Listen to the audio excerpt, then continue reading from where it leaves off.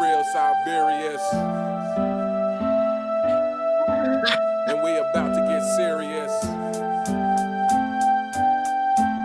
It's the real Cyberius. Making fanboys furious. Welcome everyone to the Wednesday live stream with AOH Sports and Fitness Research Rants and SpeamEngine. Robin, if you could do us the privilege of shouting out the people in the chat. Of course, yes. Once again, man, we are back with another Wednesday edition, man. I always love being here on Wednesday with my people. Once again, this is all the video footage. My man AOH, you know the real Cyberius. You heard Uncommon Sense voice in the beginning saying it's the real Cyberius. You know who it is. We got my man Speam in the building. So you know we got a good show for you guys today, man. Once again, shout out to everybody in the chat that continues to come through and support our channels, man. I see Used Bucket 2 out there. QB to LB. Shout out to you, Anthony Sanchez. Mad Dog 9208. Once again, Ivan 1294. Renee is always in the building. Bandhead 07. Chip Ferguson, shout out to you, man. Prozac 623, J 1738, Ghetto C the General, Michael Gill, Speedy Eagle 2125, Love Them Skins, Callie Young. Once again, man, you guys know I'm truly humble. E. Alzerbag, John Freeman, Thankfully Through. You guys know the deal. Let's roll. You look like Vince Carter. In the background.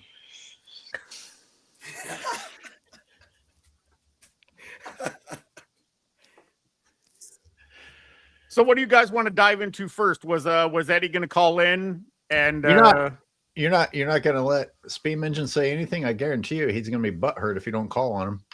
He wants to. No, I don't. I'm not insecure. I don't need that. Oh, yes, so you are. We're all good. Let's just keep it pushing. To the people, Speam. Hey, what up, everybody? I am here. Someone call 911 for Robin, please, just in case. Look out for nosebleeds. Look out for the nosebleeds. Yo, shout out to Coco Hope, Gala Pagash, shout out to you, the Third Eye, Willie Williams, Justin R, Mac Bain Ill, the third, excuse me, J-Bo Music. Shout out to all you guys, man. Yeah, with you, you're hosting, so I won't know. I think only you can see when he decides to try and come in, but let's continue with whatever topics were already on the agenda. My understanding is we have a pretty big list. We do. And I invited Eddie to come on for a couple of minutes just to address a couple of details of his Tristan Thompson video. It's a good video. I mean, the first thing on my list is us reacting to some of those sound bites. I have mine queued up. If you want to queue yours up, we can start there. Nah, let's start with yours. All right, this is just a short one. I mean, it's D Wade talking about the 2011 championship. I had made a video about it yesterday. I'd never seen this video, and just some of the things that he said just sounded insane to me. So I wanted to get your guys' thoughts also. Okay. So here, let's I'll add it to the stage. The Mav series. We got all coached by Rick Carlisle and his staff. And we got all played by Dirk and Jason Terry and that little Barrera. JJ Barrera. Nobody give him credit. JJ Barrera was the one who changed it. We didn't have no answer for him. Okay, Dirk, you know what you're gonna do. So I just have to stop it there. Just somebody saying we didn't have an answer for JJ Barea is insane to me. I thought they had to go. JJ Barea because I didn't know a lot about him. I thought they had the league MVP. They did, but they got out coached. They got outplayed. Question, real quick. I was it. Well, you guys were D Wade fans before he joined up with LeBron, right? Is that no AOH Robin? I was aware of his athleticism. I wouldn't say I was a fan. All right, I'm just tired of this motherfucker. I like D Wade. Oh. He was such a likable player, man, and seeing him just cop these pleas and again play time travel basketball dressed like Peter Pan or some shit. Just just rambling about nothing, changing history when he's already a proven legend, as far as I'm concerned, because I am a D-Wade fan prior to his time with LeBron. It's just sad seeing him, someone of that stature, kind of fall to this. Like, I feel like he doesn't need that of all athletes. You know what I mean? Like, he shouldn't need to continue this. Do you see what I'm saying? Yeah, well, he's jumping on the excuse train, just like LeBron does, just like everybody does now. Yeah. You know what I thought about when I'm listening to that clip of Dwayne Wade speak? I'm thinking about all the times that we hear them promote LeBron James as the savant of basketball and this high IQ, and he sees the plays before they happen. He knows where the other teams are running. Because I understand and I get being outcoached. Rick Carlisle is an underrated basketball coach, in my opinion. I don't think he gets his just due. So I understand, you can say, oh, we were outcoached, and you're trying to say that you're making an excuse here. But when you talk about the things that happened on the basketball court, and they couldn't stop this guy, they couldn't stop that guy, this is what we're talking about with LeBron James' IQ. Where was the savant, the genius of basketball to figure these kinds of things out? It's not necessarily about making shots or missing shots in these moments, but it's about the figuring it out of those kinds of moments or in these moments. And LeBron James, more often than not, never seems to figure it out. He needs his teammates to step up, right, and play a role for him. So when I hear Dwayne Wade talking about, all those things that they couldn't figure out, where was LeBron James, the savant of basketball? Because when they promote him, they're not just promoting him being a smart basketball player. When you hear them talk about LeBron James, they tell you, in fact, that he has the highest IQ in the history of the game. So you tell me the smartest basketball player ever is having all these issues, figuring out the issues when he needs to figure them out. It's an excellent point. Craziness, man. All right, so let's continue. Just UD, make his shots tough, make it hard on him. He try to make him not shoot 50%, make him have an off night, but he's still gonna get 20. Jason Terry going right, you can't stop him. Right? We know all these things. But no one playing for little JJ. Right. What is he talking about? When was Jason Terry ever deemed unstoppable, with the exception of against I can't even fucking speak. It's so stupid what he's saying. When was he ever seen as this force? Ever? When has anybody ever said anything positive about Jason Terry outside of those finals that would give him this kind of stature? Yo, Speed. Go ahead. No, go ahead. Both of those players, Jason Terry, JJ Barea, never won an all defense, never won an all NBA. They have no accolades on their basketball reference page other than 2011 champs. They have nothing else. Wild. How are they touted as these gods now when they've been? I mean, what the fuck are we doing? Like, the people who ask these athletes these questions, they have to be laughing to themselves on the inside. Like, you should be able to see them just stopping themselves from, like, that's just like, what are we doing here? Yo, you know what's funny, man? All the narratives, that we talk about, the promotion, it's all being exposed in this kind of series. And as Dwayne Wade is talking about this series overall, when they talk about, LeBron James and, he's never the favorite. Michael Jordan was always the favorite. That's why he won. Well, you guys were the favorite in 2011. And what happened? So obviously being the quote unquote favorite doesn't guarantee you a damn thing. So that's a narrative that gets exposed in the Dallas Mavericks, series right there. And what else I'm thinking about as I listen to Dwayne Wade speak, I'm remembering Dwayne Wade mocking Dirk Nowitzki walking into the game because they heard Dirk Nowitzki might be under the weather.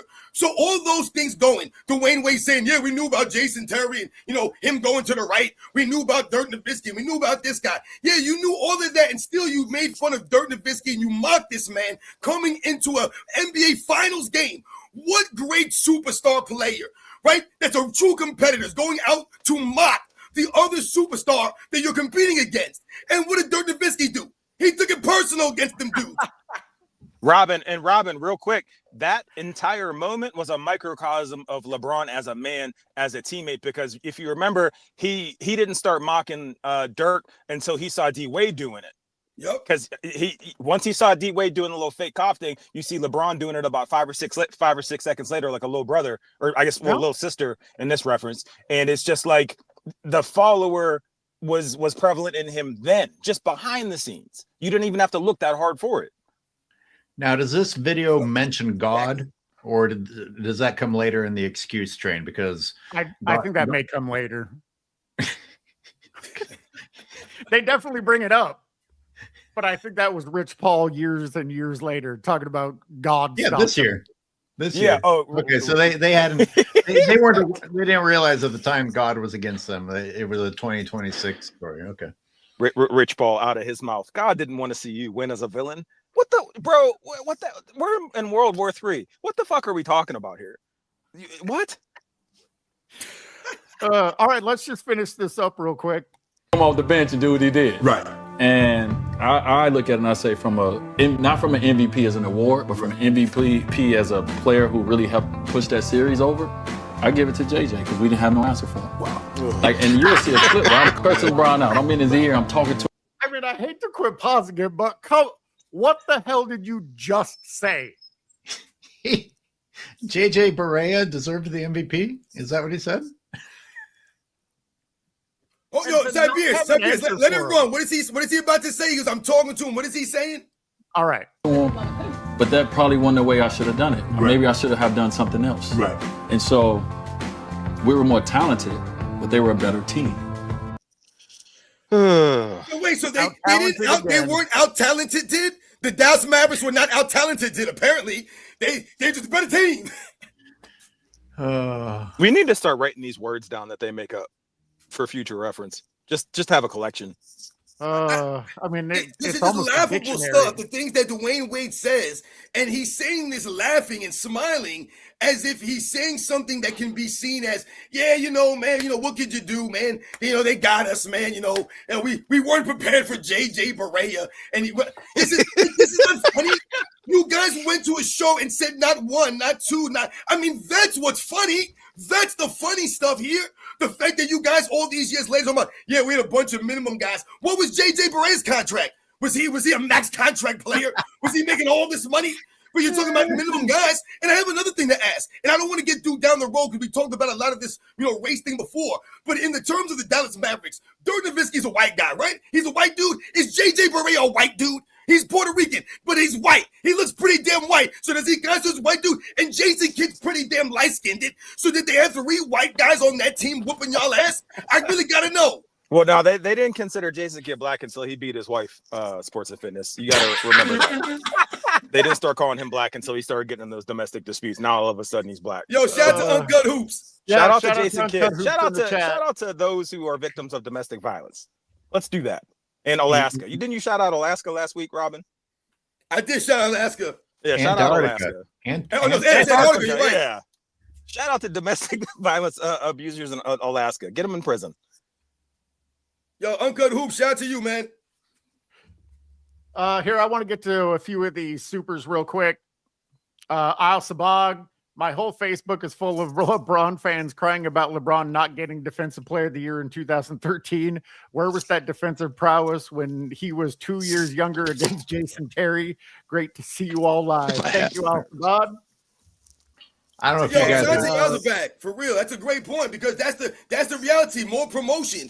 They promote LeBron James, Defensive Player of the Year status, and all this great defense. Oh, he shut down Derrick Rose in 2011, and then you couldn't stop Jason Terry. You couldn't stop JJ Barea though.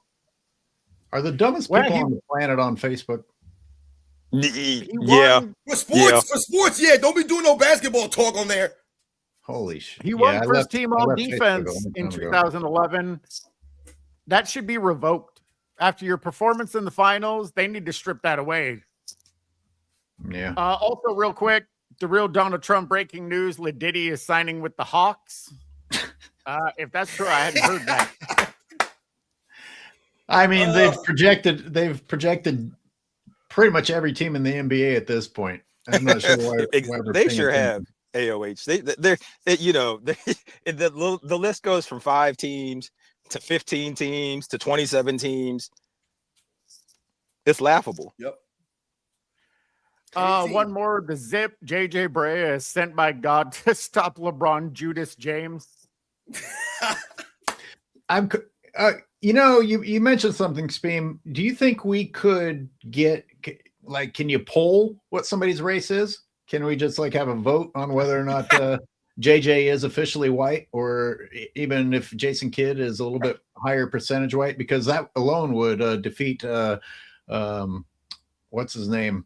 SAS is Stephen. recent Well, point so about three. AOH.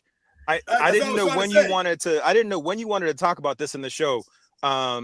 But you mentioned in that video that you shared with me, you went back to the lack of talking about Greg Ostertag, and I'm not going to speak too much more on your content because it's your content. But you really, when you talk about prominent players like Stephen A was, when he used the word prominent, it's such a catch-all to say whatever the fuck you want to say, right? Right. And if you want to talk about prominent players, well, then OKC won with 3 fucking white players literally the season before. And if you want to play the race card game, it was like the Brady Bunch, basically, if you really want to think about it. So you only have to go back one season to see quote unquote 3 white prominent players win a ring.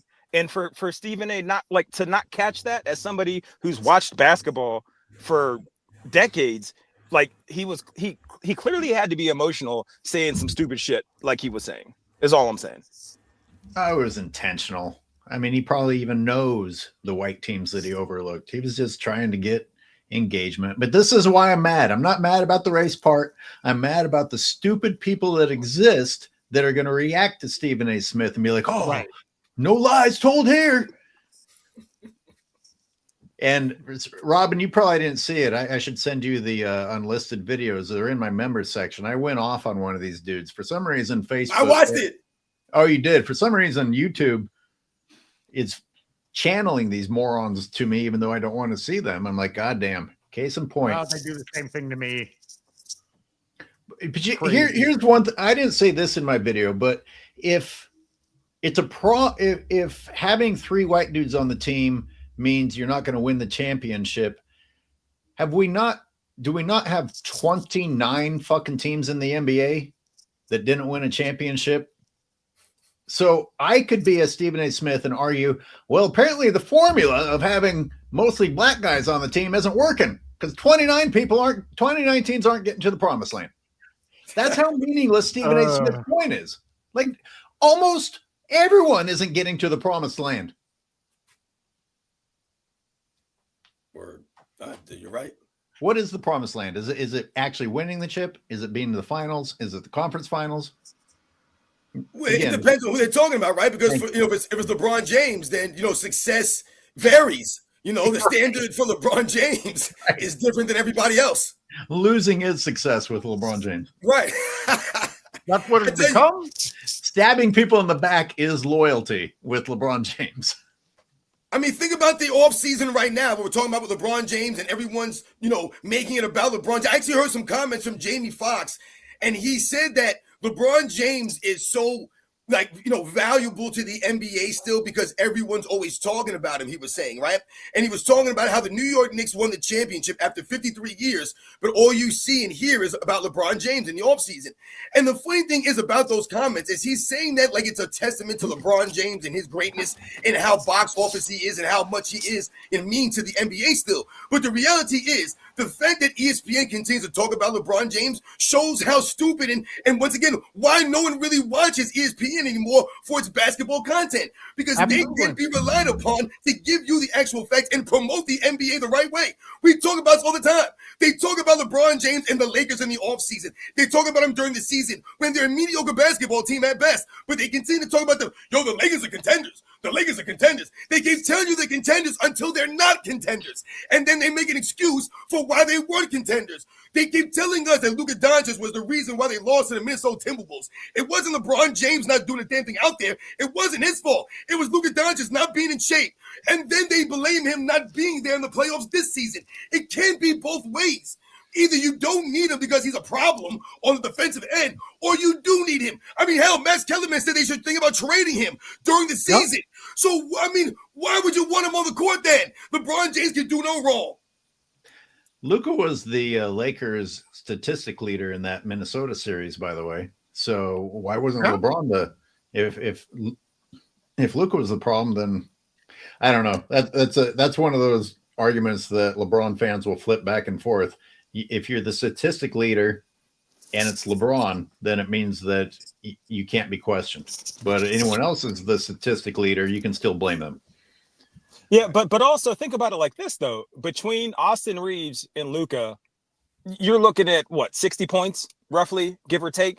Now all of a sudden that's not good enough to Right. like that's not getting you there. When I mean, what? What are Austin Reeves was touted as this just irreplaceable number 2 option for the Lakers, blah blah blah. And now all of a sudden, well, what are you going to do with Austin Reeves and Luka? I mean, it's like within the same season, you can't even keep the same narrative. You know how weird that is? You're right. You know what's crazy about all these clips, that Cyberius that you put out here with Dwayne Wade and all these kinds of clips, whenever we hear these guys talk about the 2011, the finals with the Mavericks, you never hear these guys once just say, yeah, man, we got ass whooped, man. We just wasn't good like that, man. We didn't do enough. We were the favorite. We should have won that series. We choked it up. You never hear them talk about mocking Dirk Nowitzki. You never hear them say, yeah, man, we were stupid, man, and Dirk bust out butt. He's over here talking about J.J. Barea. Meanwhile, Dirk Nowitzki was averaging damn near 10 points a game in the fourth quarter alone during that series. But he's like, yeah, because that J.J. Barea. Nah, you fools was trying to make fun of Dirk Nowitzki like a bunch of clowns. Did Karl Malone and John Stockton mock Michael Jordan when they heard he might have been sick coming into Game 5 in 1997? No, they didn't mock him and laugh about the situation. Were they laughing in the huddle when they found out that Scottie Pippen was hobbled in Game 6 in 1998? You think they were laughing about that? You thought they were like, yeah, man, we got him. We finally got him. Pippen's hobbled. Hell no. They didn't take it lightly. I remember Jerry Sloan after the game when they were talking to him. He was like, oh, he was sick? He goes, I didn't know he was sick. He didn't seem, Jerry Sloan had no freaking idea that Michael Jordan was supposed to be feeling sick that game because he was like, it didn't seem sick to me. My phone's getting hot. Read 24 Jam Kid. Yeah.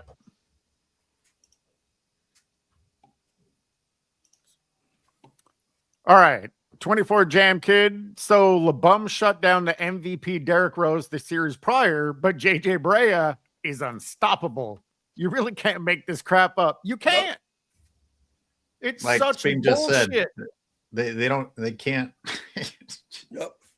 The story changes whenever they want it to, and the human population is dumb enough to go with whichever direction they're told to go, which brings us back to what you said about Jamie Foxx. And shame on Jamie Foxx. That's very disappointing to hear.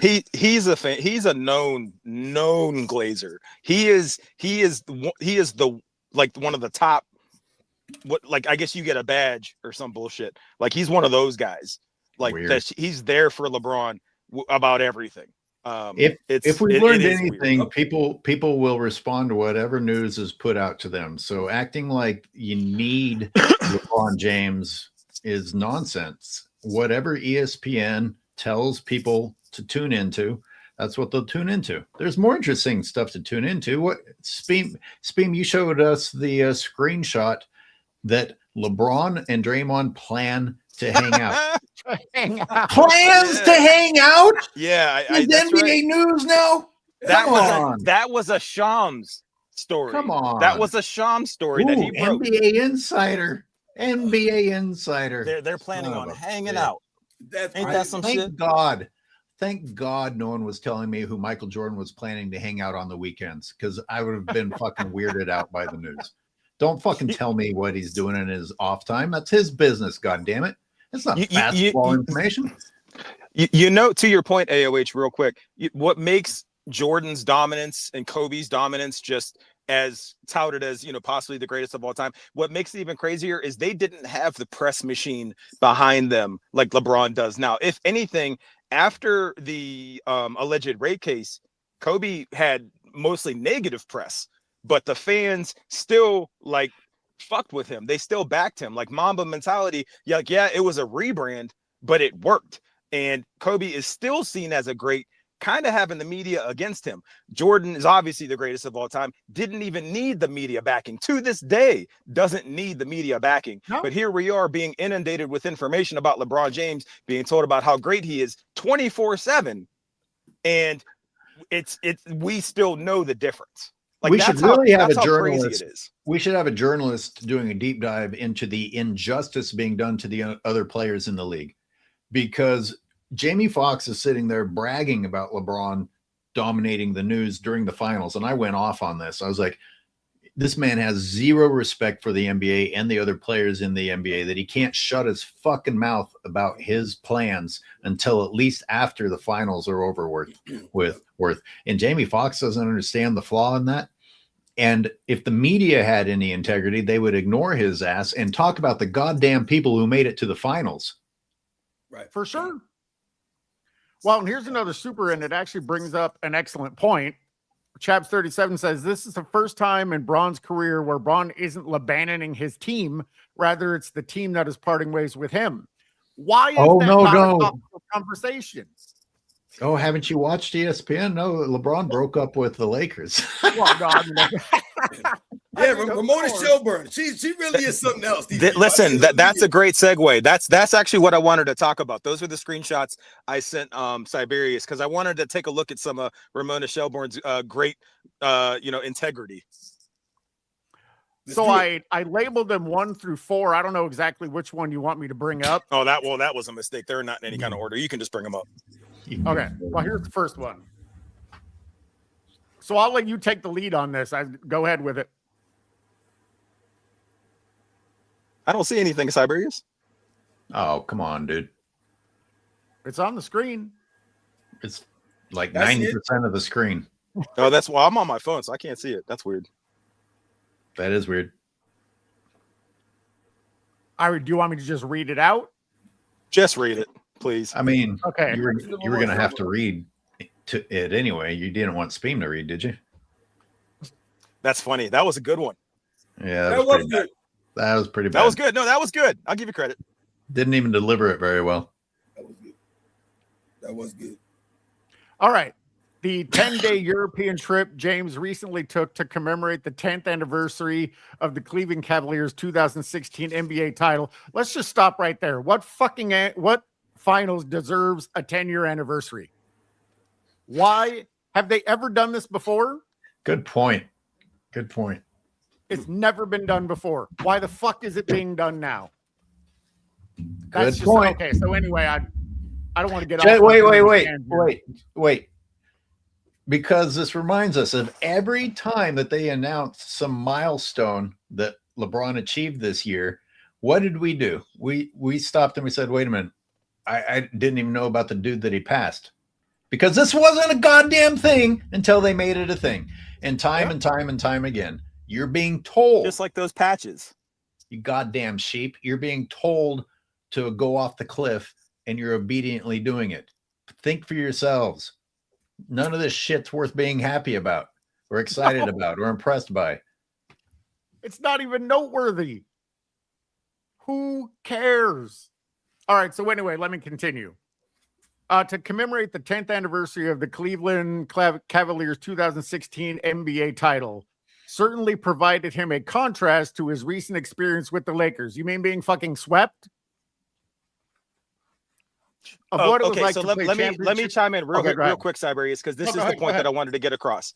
I think the main reason behind this whole 10-year anniversary thing, right, was to create this contrast between how he was treated with the Cavs, or at least this is how it's being perceived, and I think the intent, how he was treated with the Cavs, them giving him a championship, them blah, blah, blah, versus how he's being treated with the Lakers. This is why he didn't want to re-sign with the Lakers. This is why he gave up on them, as opposed to vice versa.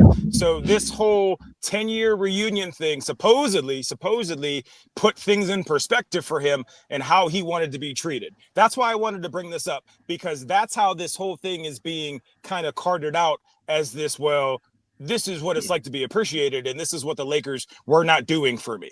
And I'm just like, are you fucking serious? Like, are you kidding me? This is what we're doing now? See, this is the problem. All right. And that's actually a weird spin and a weird, angle that they're trying to put on this whole thing, if that is in fact the case with this whole anniversary. Because the whole thing to me is just weird. Because if you think about it, the reports you're hearing, Timothy Mozgov supposedly wasn't invited to it. And if you think about someone like J.R. Smith, for example, dude, what the hell are you doing there? Like, why would you ever want to be around someone like LeBron James? If you're J.R. Smith, think about your basketball career. All the things that you did in your career individually, what are you remembered for? You're remembered for not knowing the score and the time in the NBA Finals. You're known as part of the LeBron James meme. You will always be remembered for this. You'll never be remembered for anything else you did. And why will you remember this way? Because your teammate, LeBron James, supposed to be the leader of the team, he did that to you. He put you on that spot in that moment. We go back to the high IQ of LeBron James. LeBron James did not know the time, did not know the situation, and he put it on J.R. Smith. LeBron James telling J.R. Smith to shoot the ball. Why he ain't called timeout? Then he goes to the sideline and asks Ty Lue, hey, do we have any timeouts left? You should have known that. You're the savant of basketball. So if we think about this whole 2016 celebration, this whole damn thing is lame as hell, man. I mean, did they ask Draymond Green to go there? He was part of the celebration, wasn't he? He got suspended. He helped them out, didn't he? He got the kick heard around the world, man. So you got to invite Draymond Green. But anyway, this stuff, like I said, is really weird when you think about how they're doing these kinds of things and the way that they do it. Again, LeBron James being a weird individual, man. Well, did they ever celebrate? Did the Bulls ever celebrate either of their fucking three-peats 10 years later? No. Did the Lakers ever celebrate a fucking... And that's a three-peat. That's a three-peat. That is so hard to do. I mean... There has to be some time in NBA's history where a team celebrated the anniversary of a championship. There has to have been. Absolutely. I'm not going to sit here and say that no team ever celebrated an anniversary for a title. You know, maybe it was, you said maybe it was a special run. You know, whatever the case may be. We can't sit here and say that some guys going to get together and have a dinner or something like that. But like you said, why is this part of a new story in, you know, for basketball? This shouldn't even be a story. But instead, they're making a story about nothing because there's more promotion for LeBron James. And again, LeBron James is a great teammate. Look how close he is with these guys. This is nonsense. Why was Kyrie Irving not there? If there had been a Bulls reunion, the photo op wouldn't look like they were at a wedding reception. Fucking groomsmen. Sipping wine with some tight ass clothes on. Looking like a bunch of soft feminine fools, man. Right, dancing up on wine. each other. Just grinding on each other. Making weird. I told you, the nerve of J.R. Smith for going there. Dude, what are you standing on? You ain't standing on nothing. You don't embarrass the hell out of me. And you going to say, I mean, that would be like LeBron James and Russell Westbrook hanging out. If I saw Russell Westbrook hanging out with LeBron James outside, I would be like, dude, why are you hanging out with LeBron James? You were taking death threats as his teammate. Well, you made an interesting point, Robin, because what LeBron did should have embarrassed him. Yeah. Right, exactly. It's that simple. J.R. Well, Smith Kevin Love shouldn't have been there either. Dwayne Wade shouldn't be kissing LeBron's ass. Dan Gilbert should have never allowed LeBron to come back. Now we're looking at LeBron possibly getting to go there 3 times. I mean, right. What does anyone become? No one stands on nothing. Fake ass everywhere. Don't no one stand on nothing. We hear all these stories. Oh, yeah, man, they got into it. Oh, this person this. Oh, that person that. And the next day, nothing. The next season, nothing. Oh, yeah, I'm thinking about going back there. They talk about he might go back to Miami. How could he possibly be able to go back to Miami after the cookie story? How are you going to go back after the cookies, man? Come on, this is insane. Some of these stories are laughable. You hear he trying to get Eric Spoelstra fired, but he's going to go back and play for Eric Spoelstra again? I mean, yeah, that's crazy. That shouldn't even be allowed. It Insane. shouldn't be on the table. To me, that would be mad disrespectful to Eric Spoelstra. Speam, you are in here twice. Yeah, I told you when Robin yells, it fucks my phone up. I wasn't joking. Damn. Oh, jeez. It's your fault, Robin. I know, man. My bad, Speam. I get hype. You know, I get hype out here. That's crazy. Anyway, yeah. I mean, did you want me to read more of this, Speam? No, I think that's a good enough jumping off point. The main point I wanted to get across was that this whole thing is being spinned to make it seem like the Lakers weren't doing everything they needed to do to keep him, which, by the way, drafting his son is the most egregious thing I've ever seen in sports. Ever. Well, I mean, as this screenshot goes on, they're literally talking about how the Lakers decided to go with Doncic. They were running all of their plans by him, and then left unsaid at the meeting as whether the future included one of the greatest players in NBA history. Get the fuck out of here. I mean, Like they were just leaving LeBron high and dry. think about the narrative we just heard. Oh, if the Knicks didn't win the championship, LeBron James was going to go to the Knicks. Yo, that's such a lame-ass narrative to put out there because that was part of the thing with LeBron James back when he made that decision, is that, you know, there were people hoping that he was going to go to the New York Knicks. And there were a lot of people saying, hey, man, come to the New York Knicks, turn the franchise around. They haven't won a championship in forever. And LeBron James could have went to the New York Knicks, but he didn't go to the New York Knicks. So they talked about, you know, these kinds of things, and LeBron James being afraid in the moment to go to New York by himself and be the guy to turn the franchise around. So all these years later, now you want to talk about, yeah, he would have went to the Knicks, you know, but they won a championship. So, you know, LeBron James, like he's a competitor like that. Like that really was going to stop LeBron James. You think LeBron James cares about going to a team that just won a championship? Come on, man. Isn't Oh, this he would not jump on that an boat example? if he could. Go ahead, Cyberius. My bad. Exactly. No, it's given the and that's one thing that I found. I mean, I'm sure all of you guys saw Rich Paul with his whiteboard talking about there are 10 teams, and then he's trying to boil it down to 3 teams. There's 5 no to 10 way to there- 12. 5 to 5 10 to to 10 to 12. 12. 5 to 10 to 12 to 25.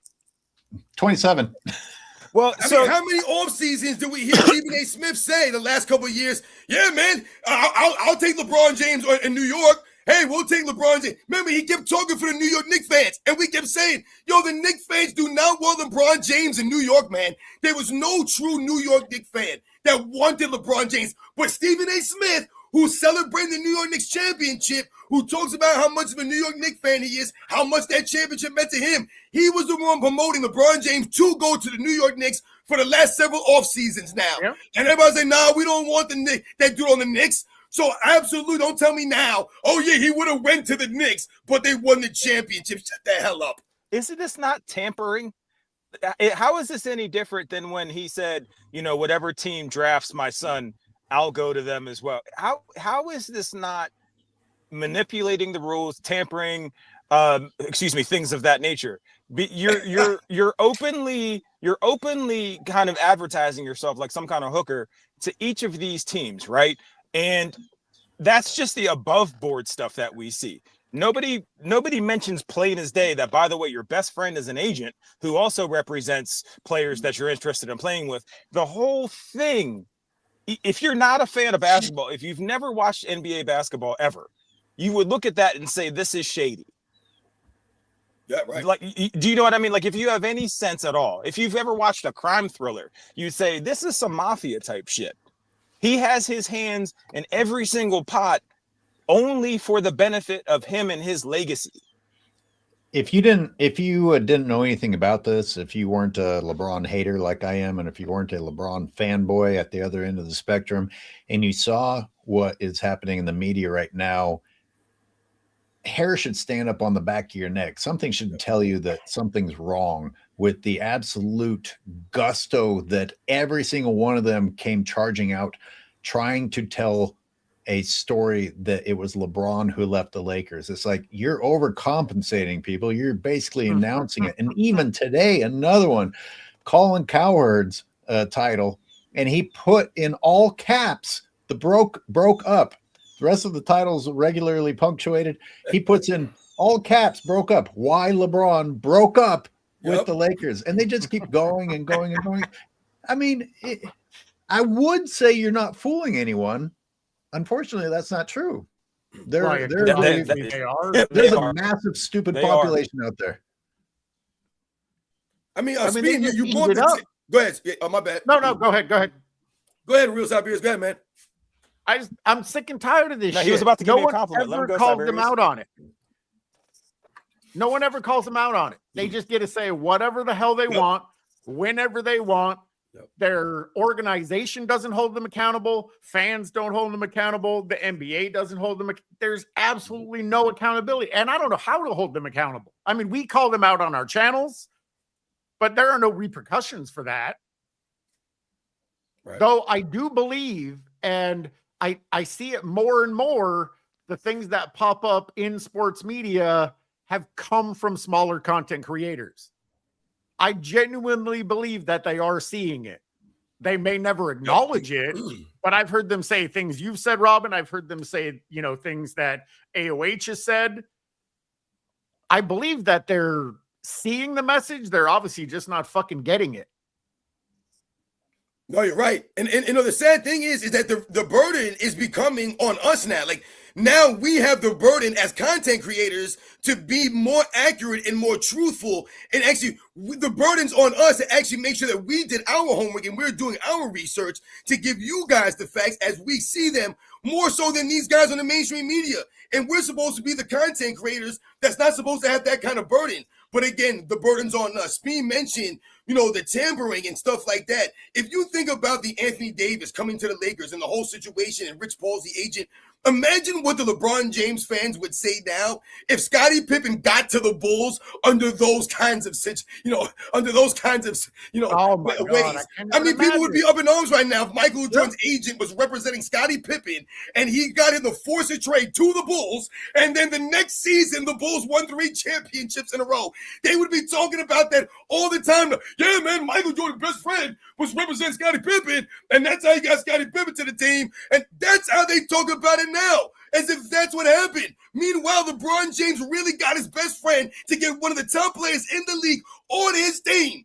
And he's the agent of that guy, and they won the championship the season he got there. No championship, Robin. Let me correct you there. They won the bubble. They didn't win a championship. Man. You're right 99.99% of the time. I just have to correct you there. They did not win a championship. Remember, man, in the annals of the history books, they're credited with a championship, but no one respects that championship. That's for damn sure. No, absolutely not. Here, I want to get caught up on some of these stoopers before we get too far behind. Thinking through 1642, the Glazer Unchained. I'm assuming that's from when we were talking about Jamie Foxx. It's funny. All right, praise the dawn. Honestly, it should have been LeBron on that ride, not Kobe. World would have been a much better place if Kobe was still here. So sick of LeBron. Wow. Yeah. All right, Red Factor 216. I'm from Cleveland. I'll admit I was happy for us to win the 2016 title. That said, I was not happy about the way he was centered versus the rest of the team. His ego nearly ruined the triumph. You really think you won that, huh? I'll bet you Kyrie didn't want to go on that stupid trip because he knew what it was. Yeah. Just like Kyrie wanted out of Cleveland because he knew it was just the LeBron machine. And they painted him as the bad guy. Well, he just doesn't want to win. How do you not want to play with LeBron? Probably the same reason he didn't want to go on this stupid ass 10-year reunion tour, because he knew what it was. He strikes me as somebody who's just there to play basketball or pass on the sport of basketball, not play into all these circus games. I know what you mean though, Red Factor. And it's good to know that someone from Cleveland was aware of LeBron's ego getting in the way of the celebration. And for sure. Apparently he was thinking in that moment, I'm going to trade Kyrie. Because you remember it came out later that LeBron tried to get Kyrie traded. Right. That's behind his back. That's fucking nuts. Exactly. And the that's guy why that won you a ring. That's why I was going to have Eddie TV call in today, because he was talking about Tristan Thompson went on a podcast saying that LeBron planned on handing Kyrie the keys. And it's like, come on. Soft-spoken ass Tristan Thompson. Yeah. But well, yeah, how are you going to spin that narrative when there's proof that he was trying to go behind Kyrie's back to get him traded? Right. Because all you have to do is say shit, Cyberius. That's all you have to do. Sorry, AOH, not to step on your point, but I'm gonna do something about it. All you have to do is say something. I'm still on AOH's point. You don't have to back anything up. Just say it, and the people move on from it. That's it. That's all you need. Yeah, I mean, it's crazy when you think about, like, you had Kyrie Irving in 2016, and Kyrie Irving, man, from games 3 to game 7, that man was sensational, man. I watched every one of those games multiple times, man. And Kyrie Irving was outstanding. I mean, some of the shots that Kyrie Irving was hitting in that game, I mean, incredible. Some of the moves that he was putting on out there. And, you know, when you talk about the moments that Kyrie Irving had and how they're not giving him any credit, it's laughable when you think about this stuff. And, you know, you mentioned Tristan Thompson and some of the comments for Tristan Thompson.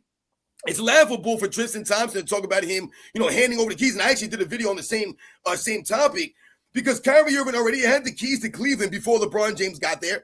And the problem for someone like LeBron James is, like you guys mentioned, him trying to get Kyrie Irving traded, even though he was doing his thing. The grass is always greener for LeBron James. He's one of those guys. He's never humbled with the situation and tries to maximize what he has. It's always what he doesn't have. So I've always told you guys, and I continue to preach you guys on my channel, always think about what you do have. Don't worry about what you don't have or what someone else has. LeBron James always worried about someone else has or what he doesn't have instead of working out with what he does have. So when you have Kyrie Irving, but no, I want Chris Paul instead of Kyrie Irving, it doesn't make any sense. Michael Jordan needed help. He got help, and he was good. LeBron James needs help. He gets help. Needs help again, gets help, needs help again. Yep. There was a segment at the end of Eddie's video that showed Kyrie Irving being interviewed by ESPN, Stephen A. Smith, as a matter of fact, and trying to make him feel bad about the way it went down or the communication involved or not involved. And really? How many places has LeBron James left without notice? In fact, I'm pretty sure I heard Dwayne Wade recently talking about being kind of upset about the way that LeBron left Miami. I'm like, dude, LeBron didn't tell you anything after what you did to help LeBron James in Miami. But will you ever hear Stephen A. Smith go after LeBron James like that?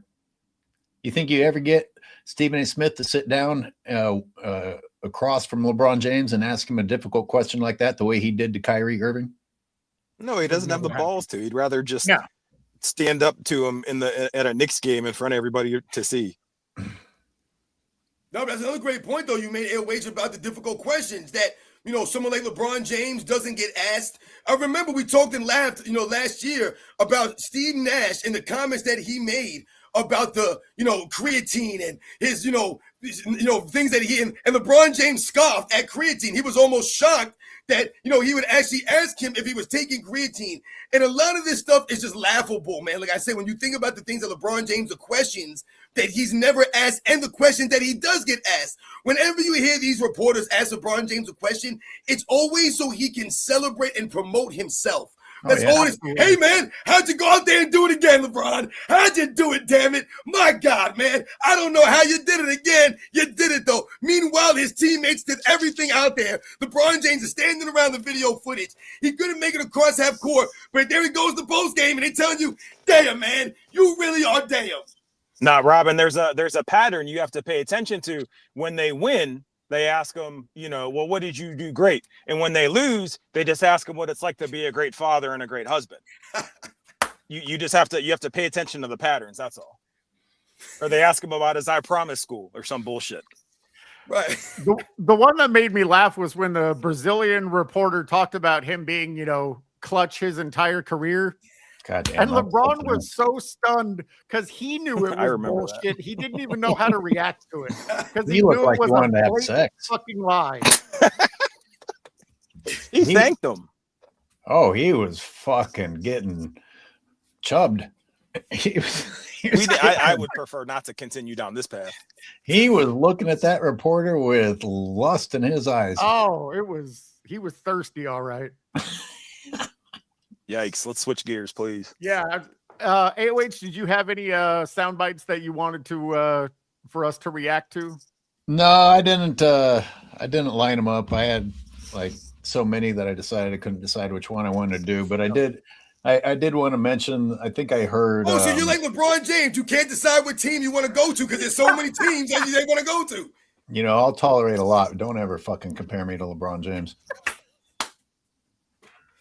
I was referring you to the situation. Come on, man. Nope. No, Rick. AOH, are you not going to talk about the videos you sent? I was going to mention, I only played 2 segments from the Rick Bucher podcast, and for the sake of time, I didn't get to the part where Rick Bucher was talking about LeBron. I think it was the basketball show did include that part. And, you know, Rick Bucher said, to the Lakers' credit, they let LeBron bow out with grace. So they let him pretend like it was his decision. And apparently that was enough to upset people. I haven't listened to other the reactions. I mean, I can only listen to so many in a day, but apparently even Rick Bucher saying that caused ESPN to fucking shit themselves. Well, there were some fanboys in basketball shows comments going off about it. Ridiculous. I kind of shelved the sound bites that I was going to do in case we were actually going to devote any time breaking down exactly how stupid the fan of Stephen A. Smith was. Yeah. Do you have that? Do you have that video of him talking to that, or that guy responding to him, or reacting to him, or whatever? It's 18 minutes long, and my reaction is 30. Well, I watched some of that video. What were the main points you could hit on that video, AOH? Oh, I gave Speam homework because he said he liked it, and I said, "Can you?" Can you mention what you liked things about I it? did want to talk about it. Okay, there we go. Yeah, well, and I talked about this earlier in the show, but I wanted to talk about specific word usage within that video. And you referenced the phrase "modern era," right? Because the dude switched up what Stephen A. Smith said. I forget what Stephen A. originally said. What, all time, and then this guy changed it to modern era. He said NBA history. NBA history, right? So when you use basically the equivalent of a hashtag, right? Saying something like modern era, it's really easy to say something like that because you don't have to stand on anything. You can just say it, and it's the proof that you need. So this whole having prominent white players, you know, you're using the word prominent. Well, what does prominent mean? Because again, OKC just won with 3 prominent white players. By the way, Luka, prominent white player. All right. So at what point do we just call it what it is, actual racism, instead of what this guy was saying? AOH, forgive me because I don't remember the specific term he used, but it was basically saying that he wasn't assigning the race to it. But that's exactly what you're doing. I thought that maybe there was a warning when anytime someone hears what they want to hear and they actually argue something that wasn't on the table. We get that with fanboys all the time. Like they'll say, well, why did you say this? I'm like, actually, we haven't. In fact, our entire show hasn't mentioned that whatsoever. You came in here and wanted to talk about something. So sometimes people hear what they want to hear because it's already what's in the back of their minds. And therefore, I'm sure he heard Stephen A. Smith say modern era when in fact Stephen A. Smith said NBA history, and it allowed him to say what was already on his mind. And something else that you noticed, that I noticed as well, I was saying it to myself as it happened, when Stephen A. says, well, somebody had to say it. A, right. Nobody had to say shit, right? B, you saying that doesn't make it true. C, you saying it doesn't make it declarative or anything special at all. You can end any sentence with, oh, I got to cut the grass. Well, no, someone had to cut it. Someone had to say it. It doesn't mean shit. It doesn't mean it. But the way you say it makes it seem like it's substantive. So this dude, I don't know the guy's name that you sent me, but for him to act like what Stephen A. is saying is so prophetic, is bothersome to me because it's rooted in the exact same racism that's tearing this country apart to begin with. Because at the end of the day, it's fucking basketball. Like, it's a sport, it's a game. And here we are reducing it to race. And Stephen A., you know, I hate to say it, but with great power comes great responsibility, right? He has power. And for him to use that power to further divide us on some shit that it doesn't even fucking matter, right? It's a game. And then It doesn't matter, and it's not true. So for there to be an entire group of content creators, an entire group of people that are backing this, laughing about it, standing on it, is very worrisome to me. Well, when he says somebody had to say it, that professes some sort of an implied bravery involved, as if Right. he is in fact making a racial statement or standing up for a racial injustice. Somebody had to say it. If it was a casual conversation, then why would you apply that? But again, go back to 28 teams didn't make it to the finals. 26 didn't make it to their conference finals. That means almost every fucking team in the NBA is in the same boat. So how does Stephen A. Smith saying that one team isn't going anywhere make it any different than anywhere else? It was a non-topic until he threw in race at the end to get engagement. It's a non-topic. Every 26 teams don't make it to the conference finals. They're all doing something wrong. I think the main thing, I think we're missing the point, I think, on this one particular point that you guys brought up at the beginning of this was the historical aspect here. This ain't got nothing to do with race. This is about the historical aspect of what Stephen A. Smith said and the way he said it versus how this goofball, interpreted it. And this is what we go back to, the burden. The burden's on Stephen A. Smith to give you the history lesson, to give you the historical perspective in that moment. So instead of him saying, in fact, no team in history was ever led by, whatever, he should have said, they can be the first trio to do it since so-and-so, so-and-so, and so-and-so. And give you that moment, give you that education. That's how you educate people, Stephen A. Smith. And the burden's on you. You're the professional. You're the one with the hundreds and thousands of subscribers. The burden shouldn't be on me. I shouldn't have to do a freaking 30-minute video talking about the last white dudes that won a championship for the historical record of it.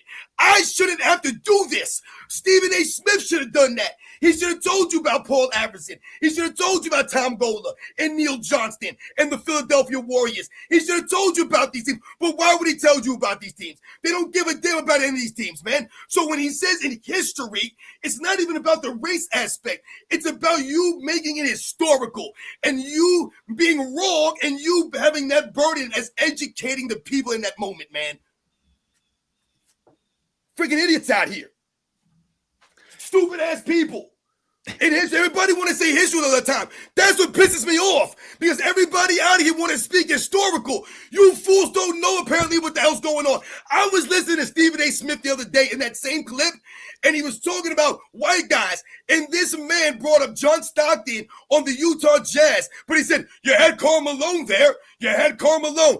Then he proceeded to say, even when you had John Stockton and you had Jeff Hornacek and you had Mark Eaton there, you had Byron Russell. And I'm like, Byron Russell never played with Mark Eaton on the Utah Jazz. Thank you. And neither did Jeff Hornacek. I'm like, what are you rambling on about? You're just rambling on and on and on. You don't even know what you're saying. So again, you're not even being accurate historically. In addition to AOH, you pointed this out. No mention of Greg Ostertag, right? Greg Ostertag would eat in today's NBA, by the way. And that's soft-ass Greg Ostertag from the quote-unquote white Utah Jazz, who, to your point, AOH, would probably have a ring if not for Jordan.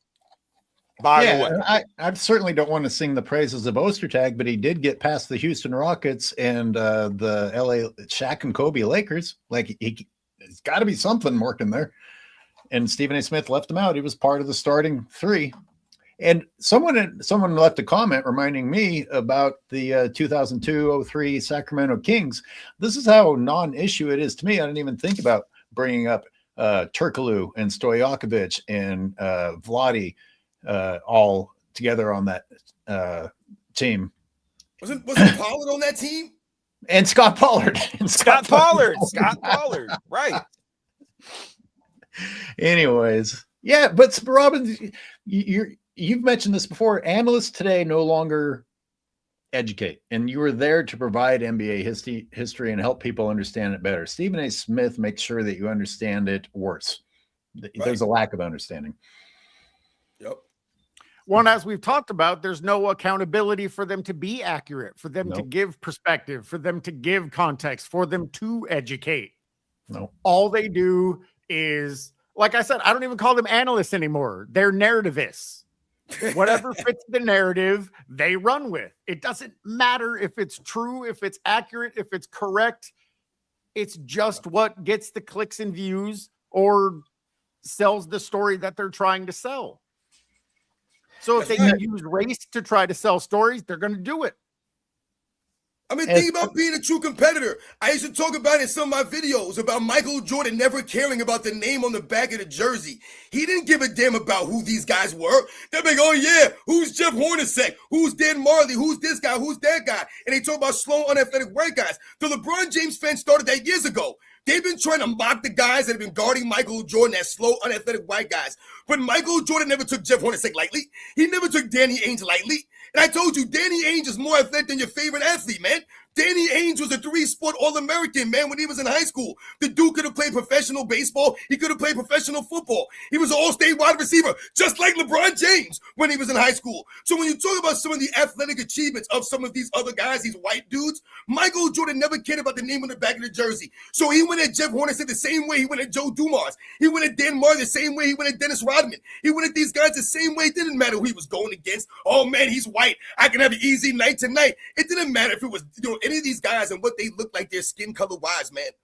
Well, peep this, Robin. Wasn't it JJ Redick? Wasn't he originally the one who called Jordan's era plumbers and bus drivers? Wasn't that JJ Redick who originated that whole terminology? Yep. And look, now he's coaching LeBron. He's doing podcasts with him. It all comes full circle. All of these guys come out of the same rat's nest. That's why it's the same people propping him up. And any independent media members, any organizations that have nothing to do with him will probably tell you the truth. But if you're a Tristan Thompson, if you're a JJ Redick, if you still have an association with him that benefits you, then you're gonna do whatever you can to change his narrative. It's clear as day, to pick apart.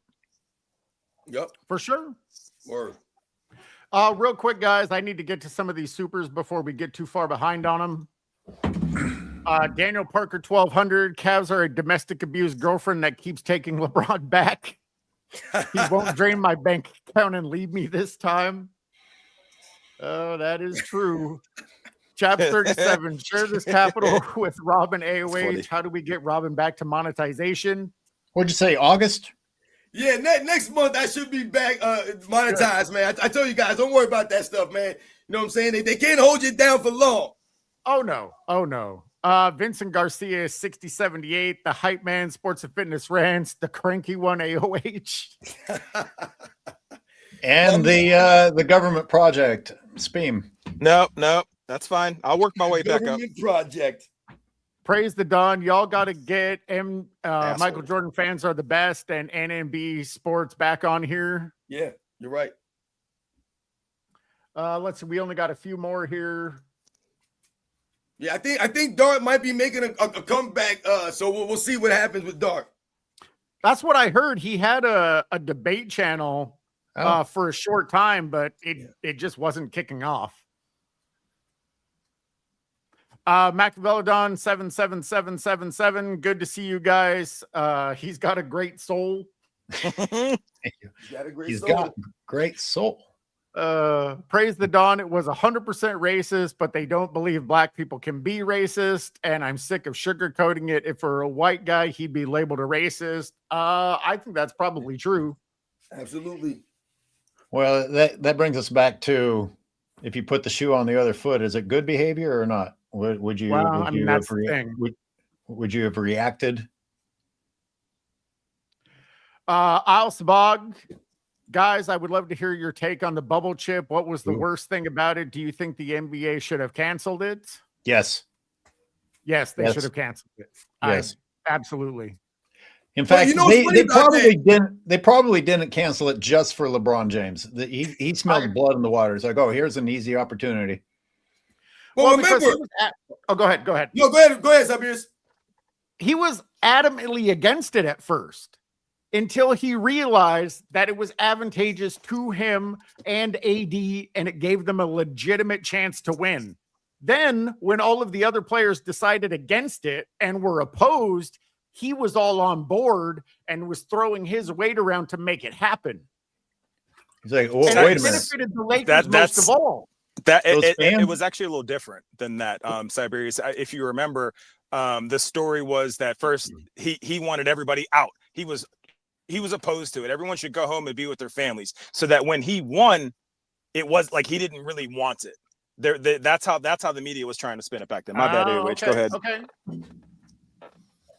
Well, if you remember, Michael Jordan also was in favor of them continuing the season. So, I talked about this in a video a while ago about how Michael Jordan, in fact, actually assisted LeBron James, in that championship run by, being an advocate for them continuing the season. And Michael Jordan talked about the players having, a finalization to the season, Right. Really being unfair for the players to not have an end to the season. They were just going to leave it with no ending. And he didn't think that was really fair to a lot of the players. So he talked about it being an advocate for them continuing the season. So, there were a lot of people that wanted to stop. A lot of people that, were in favor of them continuing to play. But there were a lot of things that the Lakers as a, franchise and as a team were allowed to do that other teams weren't allowed to do. LeBron was allowed to leave. He left notably at least once to go to some kind of party. And everybody was saying like he shouldn't be allowed back in, but they kind of skirted around the rules. They said the party he was at was outdoors, so he wasn't technically breaking protocol. If he should have gone anywhere, it should have been to visit his family, because wasn't that what he was whining about? I'm doing a bit without my family. Well, and also, the Lakers were practicing when they weren't supposed to be practicing. That, right. 3-4 months or whatever they had off. Without that time off, there's no way that Street Clothes Davis plays all those games. Right. Now, here's LeBron changing his mind. Oh, wait a minute. A lot of the teams aren't taking it seriously. Some guys aren't even going to participate. There won't be any fans there getting in my head that I have to get kicked out. Okay, I'm on board. No pressure. This idea that it was the hardest finals because it was an even play. No, there's no pressure. There's no fan interaction. There's no. It's the exact opposite of spectacle, of sport. Timeline. When did they come out with the idea that it was the hardest ever? As soon as the Lakers tanked the next season with an embarrassing season, it was Stephen A. fucking Smith's stupid ass that came out with that idea. Another distraction piece. How many narratives thrown out by ESPN are timed with convenient distraction from LeBron James shitting the bed? I would say his I Promise school opening is the most prevalent one right after they lost. He opened up the school like a week later. Oh, see, I hadn't even put that one together. Interesting. Yeah, that was back in his wearing business suits with shorts and a briefcase and glasses with no lenses days. Oh, but no purse yet? No, he hadn't graduated to purses. But no, the I Promise school was announced shortly after one of their losses to the Warriors. One of their many. Yeah, that was with the glasses, or the glasses with no lenses, just the frames. Yep. That was during that whole time period. Yep. It's funny. You guys brought up some of the things that LeBron James has been an advocate of, and then he's not an advocate of those things. The same thing with the play-in tournament. Remember when they first brought the play-in tournament? LeBron just like, who came up with this stupid stuff? He should be fired. He's being benefited by the play-in tournament. Yep, absolutely. Somebody want to read this last super that we've got? I'll read it just to prove I can read because I'm tired of AOH saying shit. Shout out to Star Marvel 7673. There should be a doc about LBJ whole career being ruled by his fear. Definitely true. And the doc with MJ final quote from his Hall of Fame speech: LBJ career is an illusion. Shout out to Star Marvel. Absolute facts. Yup, I like that. Shout out to Star Marvel. And you read that very well, Speam. Thank you. I don't need your affirmation. Let's just keep going.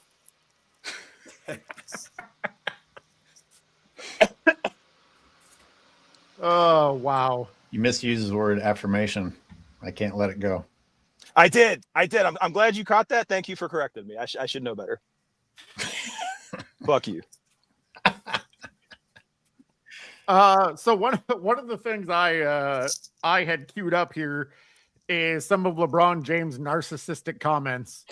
And they're so absolutely disgusting that, it's going to be hard for us to get through them all.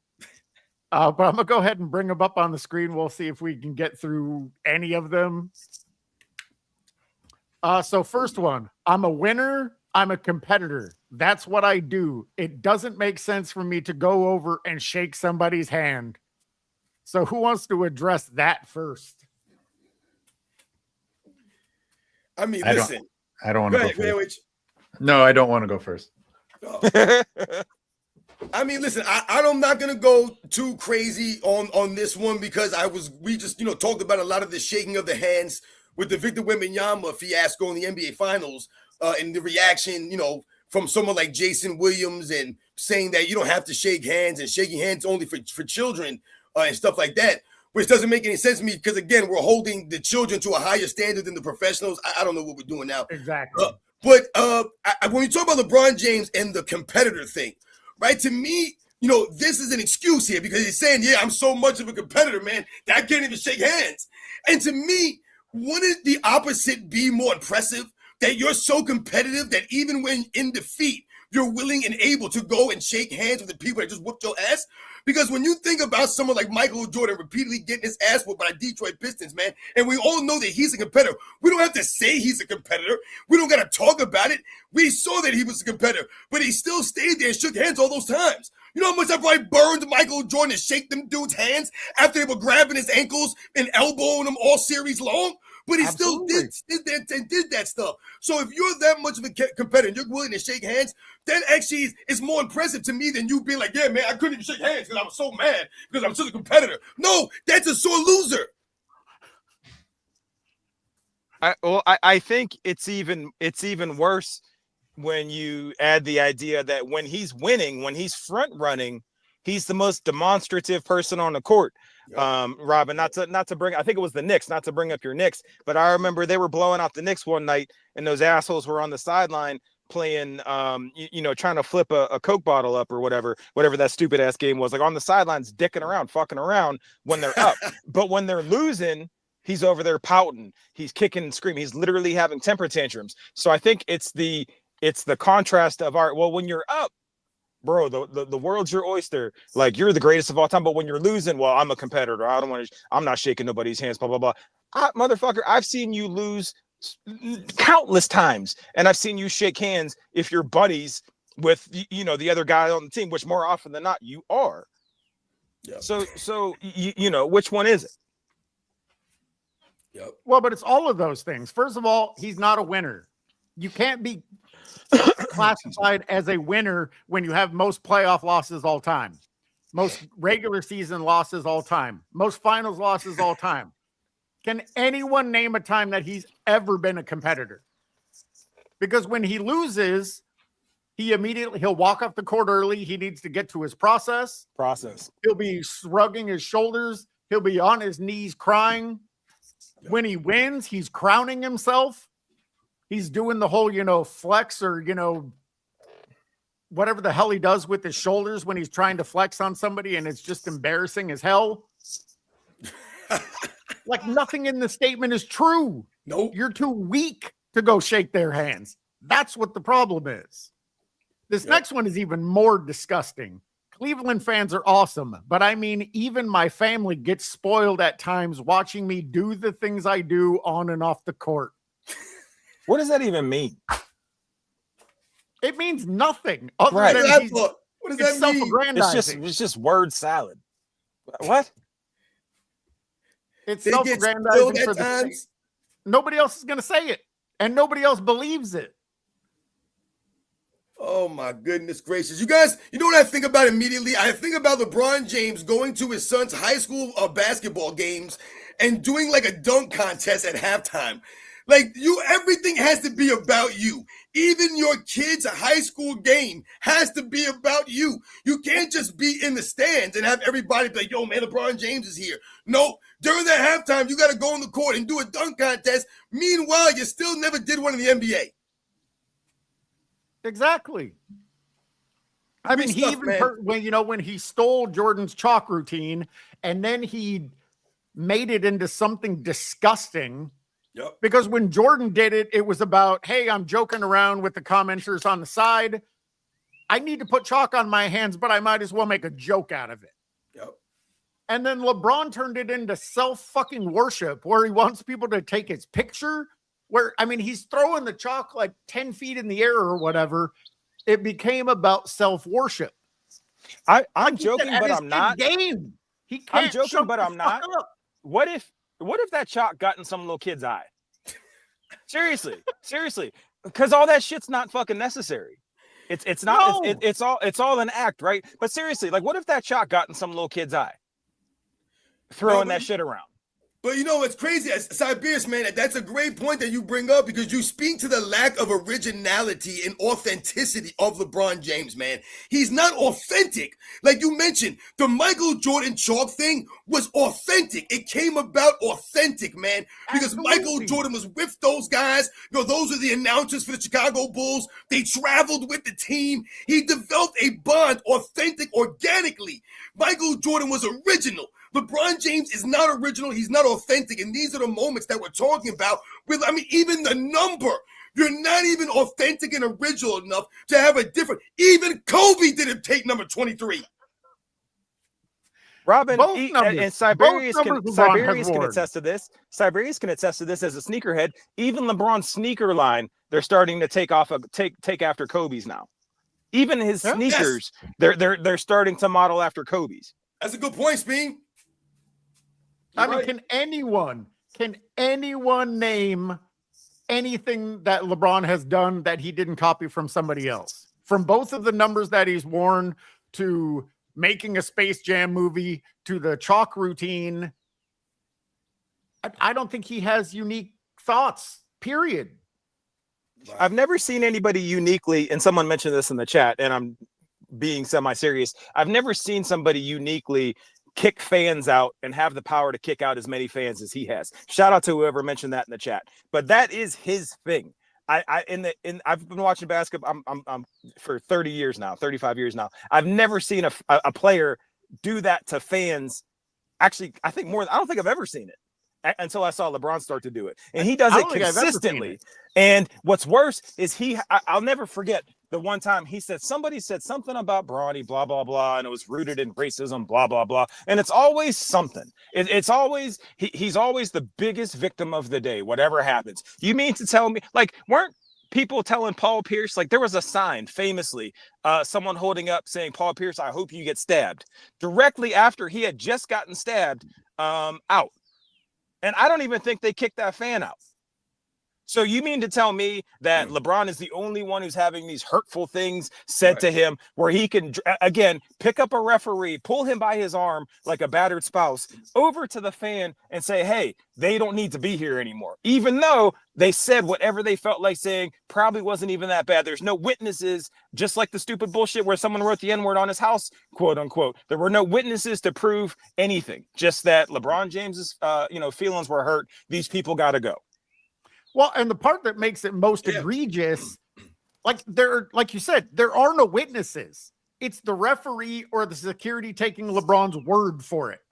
Right. And these people that probably paid thousands of dollars for these ringside tickets are told to leave. I don't understand why the fans don't say, you can't tell me to leave. There's nothing that says that I can't call him a bitch if he's acting like a bitch. There's probably some fine print on the tickets, I'll bet, that says the arena reserves the right to kick you out for whatever reason they choose. That's my guess. Wow. So Hoop Oracle actually brings up a good point, because I had heard this before, that he wrote it on his house, that there was video of it and it was covered up. I had heard that before. I'd never heard that before. I can't substantiate it, but I did hear that same thing. I'm shocked he can write that. See how fake LeBron James is, man? Fake as hell when you have to, once again, create a situation so you can create sympathy, right? So you could be the victim. LeBron James always the victim. That's why I said LeBron James is not a true competitor. Even if we think about Kobe Bryant, and sometimes you'll hear LeBron James fans try to trash Kobe Bryant as, an imitation Michael Jordan or a guy who tried to copy Michael Jordan. Kobe Bryant was true to himself. Kobe Bryant was not fake. He really was cut from the same cloth up as Michael Jordan. So this is how he was able to earn the respect of a Michael Jordan. This wasn't some fakeness of Kobe Bryant trying to be like Michael Jordan. He knew what the bar was. He saw Michael Jordan as the bar, and he saw what he needed to get over. So he tried to beat Michael Jordan by outdoing Michael Jordan at Michael Jordan, which we all know is impossible to do, but we all give Kobe Bryant and respect Kobe Bryant for trying to do it. But Kobe Bryant was authentic, and he was true to himself. That was who he was. He was truly a competitor like that. LeBron James ain't no competitor like that. He really thinks he is cut from that cloth, when we clearly see that he's not cut from that cloth. So when we see Kobe Bryant go about his career and the things that we hear him speak, the things we hear him say, the way he speaks like a Michael Jordan, the mannerisms, the game, right? He paid homage to Michael Jordan during these moments. And again, he understood the bar and understood that Michael Jordan was the standard. Absolutely. Shout out to whoever keeps saying La Homelander also, by the way, because that's such a great comparison for anybody that watches really The Boys. Because man, if that's not Homelander, this dude that like, you're gonna love me no matter what I say, you're gonna love me. That is LeBron James. Whoever said that, shout out to them. That's good. So this next one, equally disgusting. I'm only one guy. I took Hito in the first game and Rashard hit the game-winning shot. I took Rashard in the second game and Hito hit the shot. If I could clone myself, we'd be all right, but I can't. Oh, what? God. What was the context of that? 2010. So a reporter was asking him 9. essentially about the defense that he played. Eddie TV, what's up, man? Hello? Oh, snap, Eddie TV. Shout out to ATV. Eddie, can you hear us? Holla if you hear me. Yo. Oh, there you go. There you go. What's up, man? What up, fellas? How y'all doing? What up? Yeah, What up? thank you for joining us. I'm gonna ask you, since you just joined us, you have any thoughts on that comment? I'm only one guy. I took Hito in the first game and Rashard hit the winning shot. I took Rashard in the second game and Hito hit the shot. If I could clone myself, we'd be all right, but I can't. Say that one more time. I caught the Hedo and the Richard part, but what was the question? So he said if he could clone himself, they'd be all right on defense, but he can't. What the hell? Why can't you just play defense? Why you got to be somebody else to play defense? I mean, that's the question. pretty damn simple. That's pretty damn simple if you ask me. Why can't you just play defense like Rashard Lewis? Why can't you just do that? I mean, that would be nice. Yeah, I mean, the dude is ridiculous, man. He don't know how to be himself. Not at all. He always want to be somebody else. That's part of his damn problem. It is. So real quick before we get on to I think AOH had some questions for you about your most recent video. But let's knock out these ludicrous LeBron comments and then we'll move on to that. All right, cool. A LeBron James team is never desperate. That's insane. They're always desperate for another trade. They're always desperate for another free agent. LeBron James' middle name is desperate. He's Wait, desperate was that his statement? Was he speaking in the third person? He was speaking in the third person. You can't make this shit up, man. Nope. Well, so the thing that makes me laugh about that is when he was talking about OKC and he said, they're a championship level team over there. We're not. How could the greatest player of all time supposedly say they're not a championship level team when they themselves are on the team? Exactly. How is that possible? That doesn't make Jordan any could sense. never say that. Bird, Magic, Kareem, Wilt, none of those guys would ever say they're a championship level team and we're not. Just the simple fact I'm on that team makes them a championship level team. Well, peep this, Cyberius. Think about this. When Stephen A. Smith was interviewing Iman Shumpert, they put a graphic up of LeBron's tenure with the Lakers. And one of the facts in the graphic, you know, speaking of success and championships, the 2020 championship, which we all know is bullshit. But under successes, it also said made playoffs 6 of 8 seasons. So if I'm thinking of greatness, right, just making the playoffs to me is is not success. But literally a graphic gets put up about the so-called GOAT. When you talk about his tenure in LA and why it was successful, one of those successes was purely making the playoffs 6 of the 8 seasons. And you know what's funny, Speed? If once again, if we look into the details of that statement and we think about the other seasons that they did not make the playoffs, then we can remember that one season in 2022 when, in fact, LeBron James told everyone to keep that same energy. So you guys not only missed the playoffs, but you missed the play-in. And you missed the play-in with what? 1, 2, 3, 4, 5 Hall of Famers. I ran out. 1, 2, 3. I don't even know how many Hall of Famers on that damn team. And you're told to keep that same energy. So again, man, when you dig into the details of the times that they did not make the play-in, because it's not just making the playoffs. They made the play-in several seasons during his time in LA.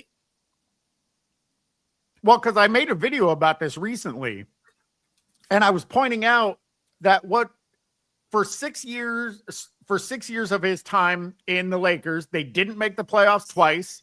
They got swept twice and gentlemen swept twice. Yeah. And then in the 7th year of his 8th year, they won the bubble ring. Right. And this is all meanwhile, the Lakers are plus 500 at the free throw line almost all of these seasons. I told you just this past season, they were plus 450 something, whatever they were at the free throw line. So you have all this going for you throughout the regular season. You're playing with someone like Anthony Davis for all these seasons. You're playing with the Luka Doncic for another season. And you have all this help, all the free agents, the trades that the Lakers continue to make. You're making max money, even though you continue to not give max effort. You continue to miss all these games. All of that going on. And those are the results that you get from LeBron James' time in LA. LeBron James, a favorite to win. Lakers in 5. They lose in 5 games. They blame Luka Doncic, who's one of the premier players in the league. So even being one of the premier guys in the league is not good enough for you to escape the pressure of getting all the blame when you play with LeBron James. Well, and then like you said, they switch it both ways. So Luka was to blame for them losing because he was out of shape or didn't play as well as they expected or doesn't play defense. And then they use him as the excuse because he got injured and wasn't there to play. You can't have it both ways. He can't be garbage and you need him. Well, like I said, Cyberius, I think D Wade is the only legendary player, really only generational player that LeBron has played with that has seemed to go unscathed in terms of blame. Everybody else that he's played with has shouldered the majority of the blame. AD, Luka, Kyrie, Bosh, Chris, right, Chris Bosh. All of these just Kevin Love, again, who's the front man for mental health as a result of playing with LeBron James, right? Like these generational double talents and sometimes triple talents see Russell Westbrook, right? They've all somehow managed to take on all the blame when the one consistent is this one man. But you have an entire fan base that would tell you, well, no, it's definitely not his fault. Even though here's all this evidence, generational greatness type evidence to show you otherwise. Absolutely. Yeah, it's crazy, man. Because like I said, not only do you take the blame, but also your legacy takes a hit and you're remembered for being lesser than. All of those guys are remembered for being lesser. Now you got people saying that James Harden's greater than Dwayne Wade now. Like, this is where we are now. Because they have to, once again, trash the guys that LeBron James played with, but at the same time, enhance the guys he played against. It's the never-ending story. It doesn't stop. It doesn't change. No, because half the guys LeBron James played against, he also played with. It's crazy. Hey, can you put up Hoop Oracle's comment? Can you put up Hoop Oracle's comment real quick? It just caught me. It just caught me. I don't know why. That's actually a pretty good one right there. I like that. That's actually really good. Because I'm picturing it. I'm picturing his dumb card picking up these cat turds, and I'm just like, well, this is what he gets. You reap what you sow. Really good. That's actually really good. Eddie, you still with us? Yeah, man. It kicked me out, man. All right. Hey, no problem. I I don't know what happened to AOH. I was going to say he said he had to go real quick. He had some questions for you about your most recent video. I was going to say, but let's talk about it. What you got? So, man, I apologize for my fucking brain injury. What's the name of the guy that was in your video? Tristan Thompson. Yeah. Tristan Thompson. Okay. So yeah, so he was making all of these excuses for LeBron. Right. I was gonna say, so yeah, let's just give us a breakdown of your video for all the people that haven't seen it. Basically, man, he had went on Club Shay Shay and was saying something about how LeBron was supposed to come back. How do you come back somewhere and give somebody the keys to something? He was supposed to give Kyrie the keys to Cleveland somehow, but people don't realize that Kyrie was drafted there. That was his team. He was supposed to carry the Cavaliers, right? So all of a sudden, here comes LeBron showing back up. Oh, I'm going back to Cleveland. I got unfinished business. Kyrie wasn't expecting him to do that, especially when Kyrie was like, hey, he didn't know LeBron was coming back, especially under the conditions which he left when he left Cleveland. He didn't expect him to. But Tristan Thompson also said later on in the interview about how him and Kyrie would run into LeBron, and LeBron would tell them, stay ready, just make sure y'all keep getting better, make sure y'all keep getting better. And then he gonna lie again and say, oh, we knew he was coming back. But you said that now, but that's not what Kyrie said. No, not at all. And I found that really fascinating when you were talking about that, how LeBron was saying to them, keep getting better, keep getting better, keep getting better, like just leading them along. Mm-hmm. And maybe if you get to this certain level where you can carry me, I'll come back and join your team. That's what it sounded like to me. I mean, it sounds about right to me, but I mean, they like to say, oh, well, that Cleveland team wasn't a super team. It absolutely was, because the number one option in Cleveland was Kyrie. Yeah. Kevin Love was the number one option in Minnesota. And quote unquote, LeBron James was the number one option in Miami. So you put 3 number one options on one team. That's a damn super team. For sure. Word, for real. You could make the argument. You could make the argument that Kevin Love was maybe even a more substantial player in his prime than Chris Bosh was. Oh, absolutely. He was a walking 2020. That's what I'm saying. That's what I'm saying. When you compare the two, when you compare Kevin Love and Chris Bosh, like Chris Bosh was a great third option, a great jumper from the shoulder type big man. But Kevin Love, like you said, Eddie TV, walking double while not even being in shape. But he pulled him over there. You destroyed his legacy. You destroyed his game. You pulled him out the paint. You put him on the perimeter. That man is what, 38, 39 years old, and he got a head full of gray hair. You stressed the dude out playing with you, man. Stressed out. He stressed the dude out, man. Exactly.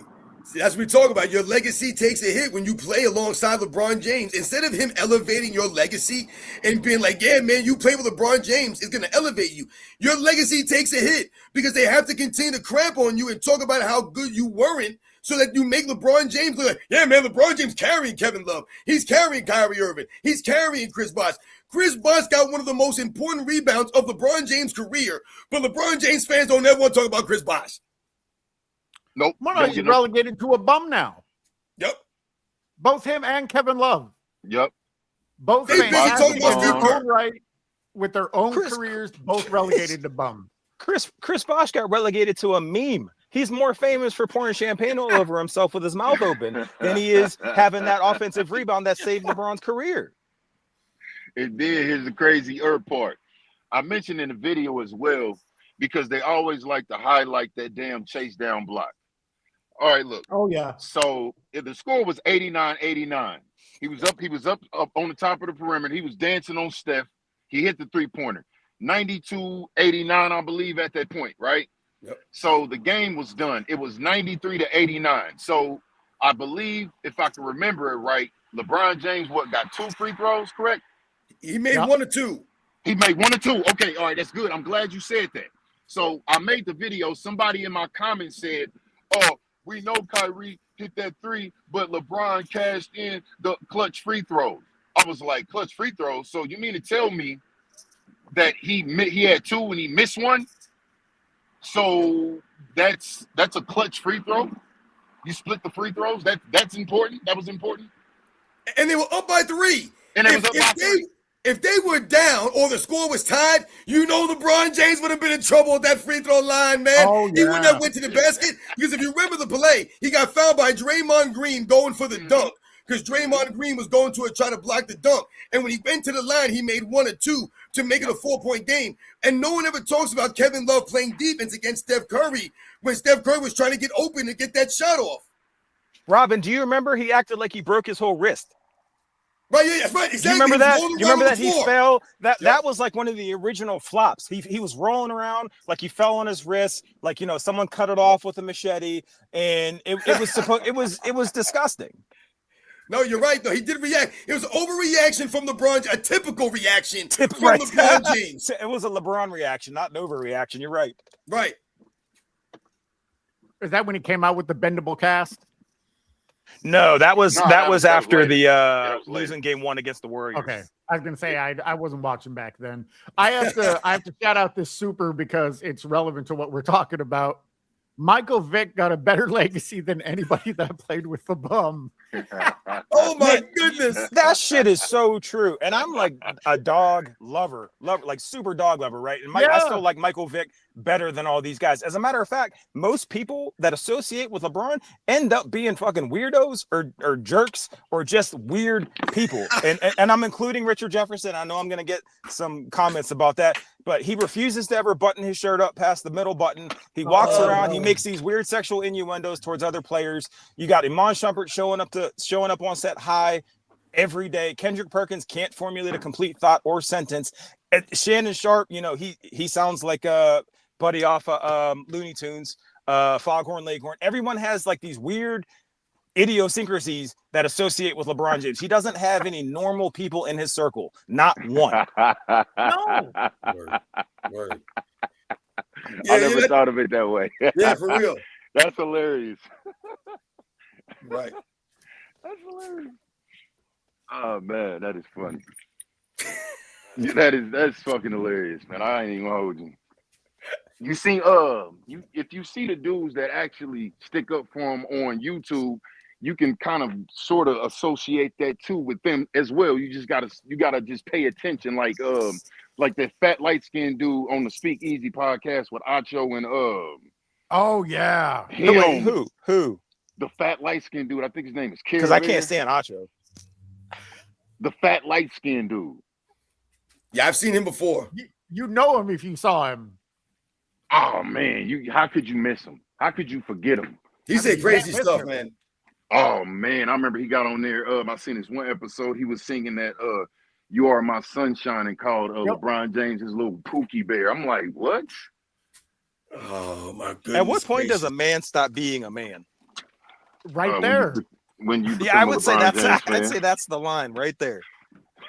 That's how your man card is revoked as soon as you say that shit.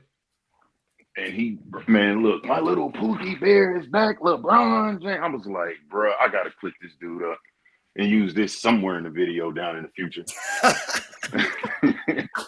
I had to do it, man. Oh my goodness gracious, man. I can't believe some of the things these guys say, man. Like you said, and all in the name of LeBron James. Y'all doing this for LeBron James? Of all people in the world, you guys act like this for LeBron James, man. I mean, it's just crazy when you think about the way that he acts, the things that he does. I mean, even if you think about the game, we talk about LeBron James' game, the overall game of LeBron James.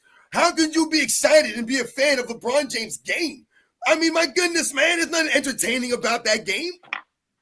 Robin, I to your point, I think so. Two things. Brian Windhorst should serve as a cautionary tale for every single LeBron fan on the planet, because if you root for him, it doesn't matter, because if it benefits him, he'll call you weird on national television. He'll stab you in the back on national television with Pat McAfee code switching, changing his entire personality, even though you've rode for him his entire career. He'll stab you in the back. It doesn't matter. He's currently stabbing his son in the back. So Yes. you surprised? Right. Yes. If he'll do that to his family, you think he's going to do that to Brian Windhorst? Absolutely. And Brian Windhorst does all this, all these reports and all the articles that Brian Windhorst writes in promotion of LeBron James and his career, right? He's always coming on there and creating these narratives around LeBron James. And when he finally, does some actual reporting and says something that LeBron James doesn't appreciate, all of a sudden now he's a weirdo. No, he was a weirdo for promoting you all those years. Now he's not a weirdo. You know who's a fucking weirdo? Stephen A. Smith is a weirdo for using filters on his own fucking YouTube page. Man, you have to talk about that. Listen, I'm so sick of his shit. Any grown man, let alone a grown millionaire, that uses filters for his own YouTube fucking page for his thumbnails deserves to be demonetized. What are we doing here? Like, what are we? I know his hair. Like, I'm bald. What the hell am I saying, right? I can't make hair jokes, right? But you have a Beijing, right? You're going to Turkey. You're getting all these things, but then you say you don't care what people think. A and B, you're throwing up a filter to make yourself look more vascular on your page. But you're already and he a turned it up millionaire. to 11. What more? Like, what more do you need? How disingenuous do you actually have to be before becoming a politician? He did. He turned it up to 11. He looked like the Incredible Hulk roided out. Robin, he looked like when you do your workouts with the wheelbarrows and the cinder blocks and all that shit that I see you posting. It looks like that. Oh, that's hilarious, man. It was the filter, man. I tell you, filters are crazy out here. A lot of these fake fitness celebrities, they use a lot of filters in their content, to make it seem like they're stronger or they're bigger than they really are, and they want you to buy these products for them, so they have to put all these filters on and stuff. It's just crazy how we talked about some of the AI stuff before. Like it's gone too far now.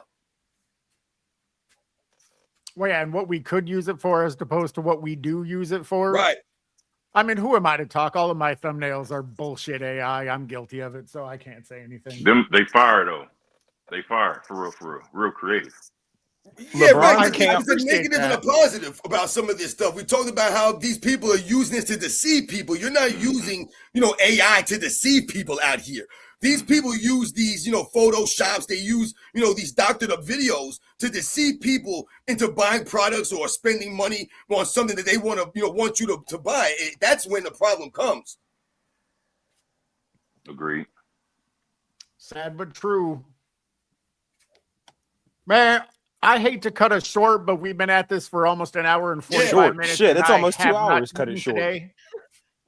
Yeah. So I need to go eat before I die. Well, appreciate it, fellas, man. I'm sorry I came so late, man. I had to finish up my work day, but I appreciate No, y'all hey, for that's having all me right, on. man. Yeah. I was Thanks for gonna say, coming through, Eddie TV. No doubt. Appreciate it, fellas. No doubt. Yeah, have a good one, man. Yeah, you too. Yeah, Yes, appreciate all the supers. Thank you, Sports and Fitness Rants, Eddie TV, AOH, Speam. I appreciate you guys joining us. And we will see you next Wednesday. Yeah, man. Again, All right. man, thank you very much. I'll catch you guys on the next one, man. Great show. Peace. Catch you guys on the next one.